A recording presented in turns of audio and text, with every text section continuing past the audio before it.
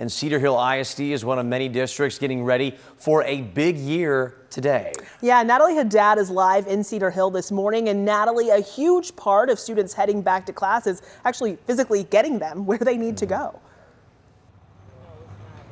It is physically getting them where they need to go, and it's also keeping them focused and fed inside the building. And to talk to us about that is Child Nutrition Director, Miss Mandy Garcia. Thank you for joining us on Daybreak. Thank you for having me. Now, before we get to some really big news today out of Cedar Hill ISD involving the Child Nutrition Program, tell us, how important is it to keep students fed and healthy and, of course, able to focus inside the classroom every day? It's extremely important. A lot of times people don't directly correlate child nutrition or the cafeteria to the classroom, but it does correlate, because if our students are coming in and they're hungry, they're not going to focus in the classroom. They're going to be hangry, like a lot of us are when we're hungry, right? Yes. So if their bellies aren't full, then they're not going to be able to focus in the classroom, and we need them to focus to be successful.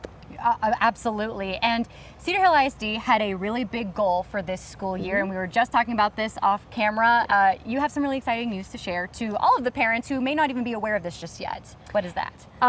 So this year we were able to offer free breakfast and free lunch for the entire school district, which was huge for our parents.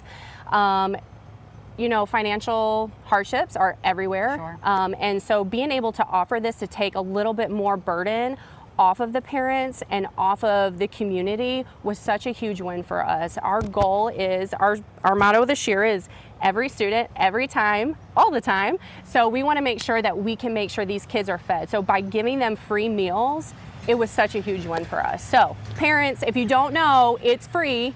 Breakfast and lunch for everybody. So please, please, please, please have your students come eat with us. And very briefly, you mentioned another program that would allow another meal for free if, I believe it was to be qualified for. How does that work? Oh, that's our dinner program. So all of our Right at School kiddos, if they are staying after school, it's like our aftercare program. Sure. They also can get a dinner and a snack for free. Wow. Big news out of Cedar Hill ISD, a goal that they wanted to achieve, and they did it this year. Starting this year, we'll have more information online. But I will pitch it over now to Stacia Wilson inside the studio. She's got a lot of information as far as school safety goes and on our roadways. That's right, Natalie. You can expect it to be a busy Monday morning out there as North Texas students head back to school this week. It's also a good time to remind them how to stay safe on the way to class. And TxDOT has some simple tips. Stick to the sidewalk if you can. If there isn't one, walk on the left side of the street facing traffic.